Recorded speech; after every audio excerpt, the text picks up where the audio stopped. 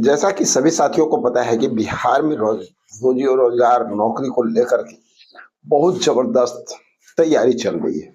माननीय मुख्यमंत्री जो है लगातार एक्शन मोड में दिख रहे हैं। और संविदा कर्मियों की अगर बात करें तो संविदा कर्मियों के लिए भी जो अब अंदर खाने बहुत सारी बातें निकल के सामने आ रही है। हम लोग उम्मीद करते हैं कि बहुत जल्द बहुत अच्छी-अच्छी जानकारियाँ जो हैं आप लोगों के बीच अब आनी शुरू हो जाएगी। आज भी एक बहुत बेहतरीन जानकारी निकल कर के सामने आ रही है। कुछ चंद बातों पे आज हम लोग चर्चा करेंगे, जिसमें आशा कार्यकर्ता, आंगनबाड़ी सेविका, रसोइया, इन सब लोगों के लिए आपको पता है कि पूरे केंद्र में सदन को गरमा दिया गया है। इस पे सारी चर्चा करेंगे। सोनिया गांधी ने क्या कहा है आप लोगों के लिए, ये भी सुनवाएंगे उनके वीडियो। और इतना ही नहीं, आज बहुत ही जबरदस्त न्यूज निकल करके सामने आ रही है कि बिहार सरकार अब नई फ्रेश 10,800 चौकीदार की बहाली करने जा रही है बिहार सरकार। इसकी जानकारी भी निकल करके आ रही है। ये बहाली की प्रक्रिया क्या होगा, इसका फॉर्म कैसे भराएगा और कौन लोग पात्र होंगे, किनको छूट मिलेगा, आयु सीमा क्या है, इनका प्रक्रिया क्या होगा, वेतन क्या होगा, ये सारी जानकारी इस वीडियो में आज मिलने जा रही है। तो साथियों, बस धैर्य पूर्वक बने रहिए।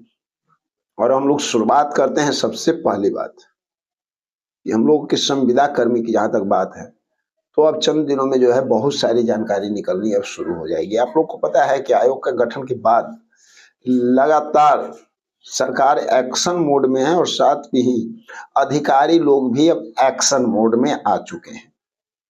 और कुछ जानकारी निकल करके ये भी आया है कि जो मानदेय वृद्धि के लिए जो समिति का गठन किया गया है, वहां पे सरकार के द्वारा कुछ दबाव भी डाला गया है। बोला गया है अधिकारियों की कि जल्द से जल्द आप लोग जो है इसकी जानकारी दीजिए।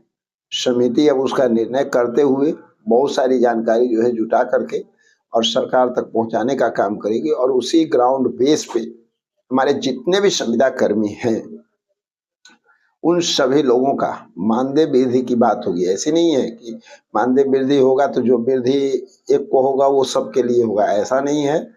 सबके विभाग के अनुसार, उनके पद के अनुसार अलग अलग जो भी वृद्धि होगी, जो समिति तय करेगा, उसके अनुसार आप लोगों को बहुत जल्द इसकी और भी जानकारियां जो है निकल करके सामने आता हुआ नजर आएगा। आप लोग देखेंगे, सिर्फ यहाँ नहीं, कई चैनलों पर आप लोग को देखने को मिलेगा कि कहाँ पर बैठक हो रहा है, कहाँ पे तैयारी हो रही है, किस विभाग की चर्चा हो रही है। बहुत कुछ जानकारी जो है लगातार आप लोगों को देखने को मिलेगा। तो चलिए, ये तो बात हो गई हमारे संपूर्ण जितने भी संविदा कर्मी 48 विभाग सभी के लिए। अब कुछ खास बातों पे भी हम लोग प्रकाश डाल लेते हैं। और आप लोग को बता दें कि आशा कार्यकर्ता के साथ साथ आंगनबाड़ी सेविका, सहायिका और रसोइया जो मिड डे मील है, ठीक है, इन सब लोगों के लिए लगातार जो है आप देखें कि दिल्ली के सदन में आवाज उठाई जा रही है। आप लोग को इस चैनल पे हमने दिखाया था। और धर्मेंद्र प्रधान जो सपा के विधायक हैं, उनके द्वारा जबरदस्त तरीके से मांग किया गया था सरकार को। और इन्हीं सब बातों को लेकर के आशा की कार्यविधि को समझाते हुए सोनिया गांधी के द्वारा भी आप लोगों की बातों को सदन में उठाया गया, सरकार से जवाब तलब किया गया है। और सोनिया गांधी ने क्या कहा है, ये बात भी आप लोगों को हम अभी सुनाने जा रहे हैं। तो ये तो हम लोग सारी बातों को समझ रहे हैं। तो समझ लीजिए कि आशा कार्यकर्ता हो, आंगनबाड़ी सेविका, सहायिका हो, मिड डे मील के जितने भी कर्मचारी हैं, सभी लोगों के लिए एक अच्छा अवसर इसको कहा जा सकता है कि केंद्र में आप लोगों की आवाज बहुत जबरदस्त तरीके से उठाई जा रही है, मांग किया जा रहा है। यानी कि यूं कहा जाए कि सरकार पे दबाव जो है जितना बढ़ना चाहिए विपक्ष की ओर से, वो सब कुछ अब हो रहा है। और आप देख रहे हैं कि जब सोनिया गांधी खुद आवाज उठा रही हैं, तो ये तो भाई तय है कि शीर्ष नेतृत्व करता आप लोगों के लिए आवाज उठा रही है और इससे जो है सरकार बच नहीं सकती है। सरकार को अब कुछ न कुछ तो एक्शन मोड में आना ही होगा। अभी तक जो हवा-हवाई जो बातें सुनने को मिल रही थी, वो सारी बातें अब जो है चंद दिनों के अंदर आप लोगों को ज़मीन पे दिखाई देता हुआ नज़र आएगा और आप देखेंगे कि आशा कार्यकर्ता, आंगनवाड़ी सेविका सहायिका, साथ में रसोइया, इन सब के लिए जो बातें निकलेगी और आप लोगों के हक में आएगी।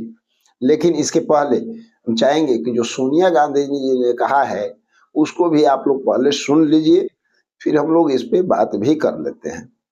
कि सार्वजनिक सेवा वितरण में उनके महत्वपूर्ण योगदान के बावजूद इन महिला कार्यकर्ताओं पर काम का बोझ ज्यादा है और उन्हें कम वेतन मिलता है। पूरे देश में आशा कार्यकर्ताएं टीकाकरण का काम करती हैं। टीकाकरण, लामबंदी, मातृ स्वास्थ्य और परिवार कल्याण के बावजूद वे कम मानदेय और सीमित सामाजिक सुरक्षा वाले स्वयंसेवक ही बने रहते हैं। केंद्र सरकार द्वारा आंगनवाड़ी कार्यकर्ताओं को भी इसी तरह प्रति माह 4,500 रुपए और 2,150 रुपए का बहुत ही कम मूल मानदेय भुगतान किया जाता है। सर, कम वेतन के मुद्दे के अलावा आईसीडीएस में वर्तमान में विभिन्न स्तरों पर लगभग 3 लाख रिक्तियां हैं। इन कमियों के कारण लाखों की संख्या में बच्चे और माताएं आवश्यक सेवाओं से वंचित रह जाते हैं। भरे जाने पर भी ये पद जनसंख्या मानदंडों से कम पड़ते हैं, क्योंकि 2011 के बाद से जनगणना के आंकड़े अद्यतन नहीं हुए हैं। महोदय, आपके माध्यम से मैं सरकार से आग्रह करता हूं कि वह राज्यों के साथ मिलकर काम करे और निम्नलिखित उपायों को प्राथमिकता दे। पहला, सभी मौजूदा रिक्तियों को भरना। दूसरा, सभी श्रमिकों को समय पर पारिश्रमिक देना। तीसरा, संघ को दोगुना करना।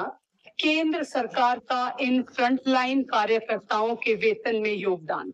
चौथा, 2,500 से अधिक आबादी वाले गांवों में एक और आशा कार्यकर्ता की नियुक्ति।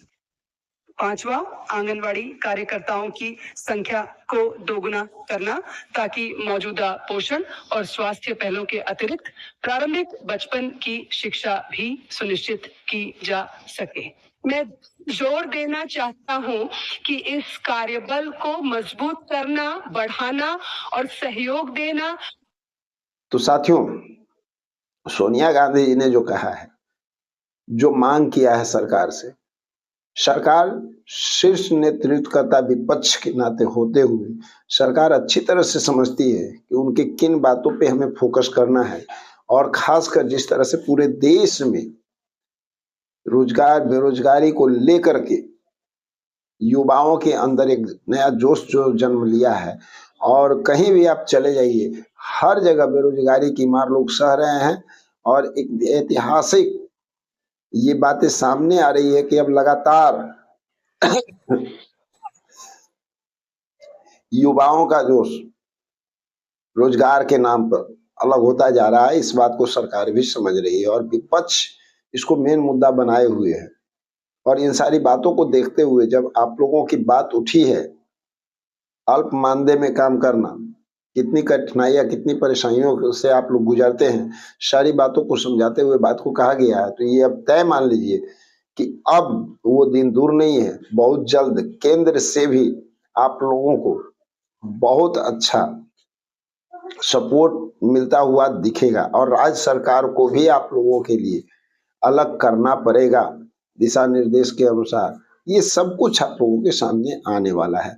चलिए, ये तो बातें हो गई। अब हम लोग बात कर लेते हैं आज का जो एक और जबरदस्त टॉपिक है कि रोजगार पे तो चर्चा हो ही रही है, तो बिहार सरकार एक और जबरदस्त जानकारी निकल करके सामने आ रहा है बिहार सरकार की ओर से कि अब जो है फ्रेश बहाली 10,800 पूरे बिहार में चौकीदार की बहाली होने जा रही है। और ये बहाली में जो आयु सीमा क्या होनी चाहिए, योग्यता क्या होनी चाहिए, फॉर्म कैसे अप्लाई करना है, सारी जानकारी विस्तृत पूर्वक आप लोगों को देने जा रहे हैं। चयन आपका कैसे होगा, क्या क्या करना पड़ेगा, उसके साथ साथ आपको वेतन कितना मिलेगा, सारी जानकारी आपको इस वीडियो में यहाँ पर हम लोग देने जा रहे हैं। तो देखिए, बिहार चौकीदार वैकेंसी 2026, बिहार पुलिस चौकीदार 2026 के इस भर्ती की जानकारी निकल करके सामने आ गई है। कहाँ से आ गई है? राज्य सरकार की ओर से निकल करके ये सामने आ रही है।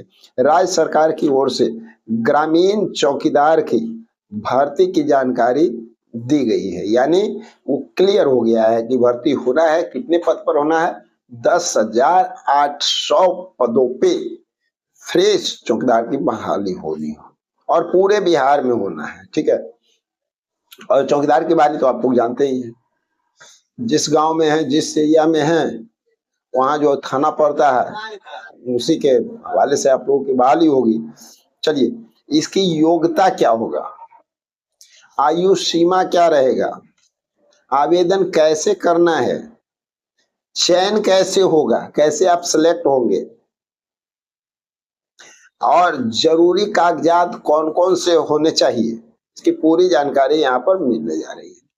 तो सबसे पहले हम लोग बात कर लेते हैं आयु की। पहले एक चीज जान लेते हैं, शैक्षणिक योग्यता क्या होनी चाहिए किन्हीं भी अभ्यर्थियों के लिए। शैक्षणिक योग्यता 10वां पास होना, यानी मैट्रिक पास होना अनिवार्य है। ये जान लीजिए, मैट्रिक पास जो युवा हैं उनके लिए एक सुनहरा मौका मिला है और अच्छा खासा वेतनमान भी है। तो मैट्रिक पास होना चाहिए, यानी 10वीं पास होनी चाहिए। ठीक है, इसके बाद अब आयु सीमा की अगर हम लोग बात करते हैं तो ये आयु सीमा कब से गिनी जाएगी, ये बहुत महत्वपूर्ण है। सीधा लोग देख लेते हैं फॉर्म पर या कहीं भी आप जानकारी लेते हैं तो आपको बता दिया जाता है कि इतना आयु सीमा तक होगा, लेकिन इसका कट ऑफ एज क्या होगा ये जानकारी बहुत कम लोग देते हैं। तो देखिए, इसका आयु सीमा कब तक होगा, यहाँ पर 1/7 यानी 1 जुलाई 2024 का ये समय माना गया है। यानी उस समय तक आपकी आयु कितनी हुई थी उसी ग्राउंड बेस पे आपकी नौकरी यहाँ पर होने जा रही है, यानी चयन प्रक्रिया में आप हिस्सा ले सकते हैं। 1/7/2024 तक आपका जो है जनरल कैटेगरी है उनका कितना होना चाहिए, 37। अधिकतम उम्र सीमा 18 से लेकर के 37, कम से कम 18 वर्ष और अधिक से अधिक 37 वर्ष की होनी चाहिए।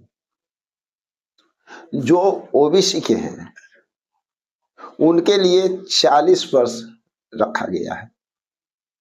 जो पिछड़ा अति पिछड़ा है यानी SC ST के हैं उनके लिए 40 वर्ष रखा गया है। महिलाओं का भी 40 वर्ष ही रखा गया है, लेकिन आपको बता दें पिछड़ा SC ST महिला जो है उनके लिए 42 वर्ष तक उम्र सीमा तय की गई है। आवेदन शुल्क, चाहे आप किसी भी कैटेगरी में आते हो, जनरल कैटेगरी में है उसके बावजूद भी आपको 0 लगने वाला, यानी कोई शुल्क यहाँ नहीं देना है, डायरेक्ट आपको आवेदन करना है। ठीक है, बात को समझ जाइए। अब समझते हैं शैक्षणिक योग्यता क्या होनी चाहिए। तो शैक्षणिक योग्यता तो हम बताए, कम से कम मैट्रिक पास, 10वां पास होना ही चाहिए। अब देखिए, आवश्यक कागजात इसमें कौन कौन से लगने वाले हैं, क्या तैयारी करके आपको रखना होगा। तो पहले अपने कागजात को तैयारी कर लीजिए। आपकी जो शैक्षणिक योग्यता है तो मैट्रिक का सर्टिफिकेट आपके पास होना चाहिए, यानी 10वीं पास जो किए हैं उसका सर्टिफिकेट आपके पास होना चाहिए। उसके बाद जाति प्रमाण पत्र होना चाहिए, आपको आवासीय प्रमाण पत्र होना चाहिए, पासपोर्ट साइज का फोटो होना चाहिए, आपका वहां पे सिग्नेचर होना चाहिए, और आधार कार्ड या आपको जो है क्या बोलते हैं इलेक्शन कार्ड हो गया या राशन कार्ड हो गया, बहुत सारे जो पहचान पत्र में जो माने जाते हैं जितने भी कार्ड वो सब मान्य होंगे, यानी वो सब में कोई एक चीज आपको जरूरी रखना है। अब शारीरिक दक्षता की बात आती है, तो शारीरिक दक्षता में क्या लिया जाएगा? कौन सा एग्जाम होगा? तो जान लीजिए, आपको पीटी होगा, यानी दौड़ होगा, कितना का? 1600 मीटर का। कितने समय में तय करना है? पुरुषों को 5 मिनट के अंदर और महिलाओं को 6 मिनट के अंदर ये दौड़ लगानी है। उसके बाद शारीरिक दक्षता यानी आपका जो है पीटी हो गया, मेडिकल हो गया, जो आपका कागजात है उसका सत्यापन होगा, वेरिफिकेशन होगा, मेडिकल टेस्ट हो जाएंगे। फिर जो है अब वेतन की बात आती है। वेतन कितना मिलने वाला है? 18,000 से 56,000। चूंकि चौकीदार की बहाली जो होने जा रही है वो ग्रेड पे के अनुसार होने जा रही है, ये भी जान लीजिए। और इसका ग्रेड पे क्या होगा? 1,800 रुपया इसका ग्रेड पे होने जा रहा है। तो साथियों, ये कुछ महत्वपूर्ण जानकारियां थी। अब कुछ और महत्वपूर्ण जानकारियों के साथ मिलते हैं हम लोग अगले वीडियो में। जब तक के लिए जय हिंद।